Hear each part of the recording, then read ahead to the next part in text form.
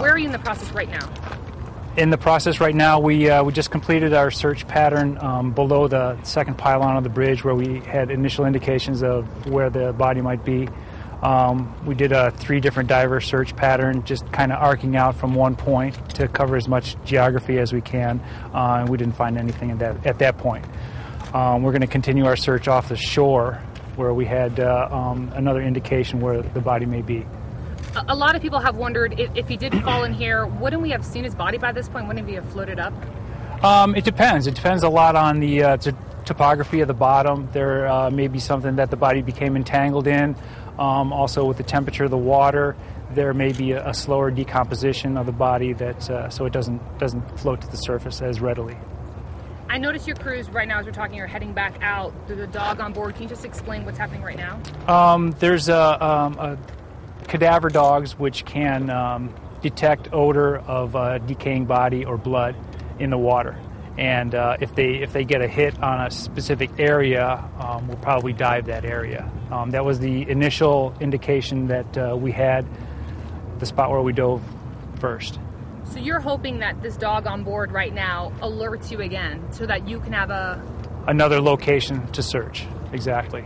We've had other indications that there was an area just offshore where the white van is at, and we're going to dive that area also. Okay, and what happens if the dog doesn't alert you to anything? If the dog doesn't alert again, we'll probably just search the area that's offshore by the van. And where is that? Can you point that out to me? I don't know the area. Where the white van is on the other side of this Tempe Fire Department vehicle, there's a dive van, and it's just off the shore there. It's probably about 50 feet west of the bridge, and then it'll be just off the shore. And I had no idea the dogs had even alerted anyone to another location. So when did that happen? Over the past 9 days since he's been missing. I believe the dogs were out here over the past 3 days, and were brought out on the fireboat. Did a couple of search patterns. They came back a second day with another couple of dogs, and the dogs alerted in the same area that we searched earlier. You said you've been doing this for 26 years? I've been with the fire department for 26 years. I've been on the dive team for about 8. Have these dogs ever just been wrong?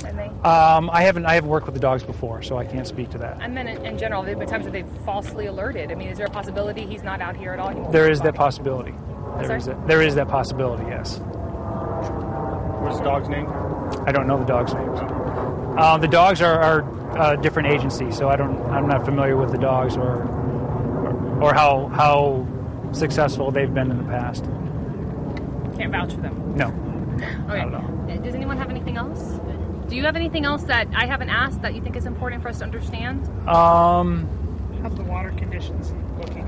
The water temperature is probably about 40 to 45 degrees. Visibility is only about 2 feet at best. The topography of the bottom is different in a lot of different areas. Some of it's rocky where you can see maybe 2 feet, and then other areas is just very muddy and mucky, and as soon as you get over it, you stir it up and you can't see anything.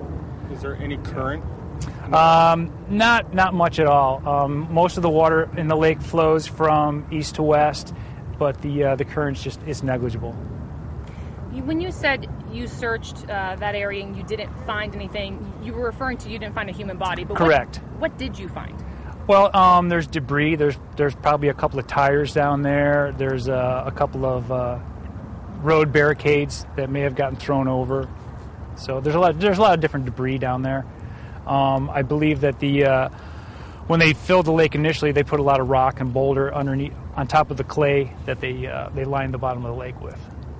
And also maybe clues too of how someone's body could just be stuck under such because it's only 10 feet? Yeah, it's only about 10 feet deep. And right, potentially, I mean, there's probably some rebar in there. There's probably old concrete in there. So there are some void areas and some areas where things can get stuck.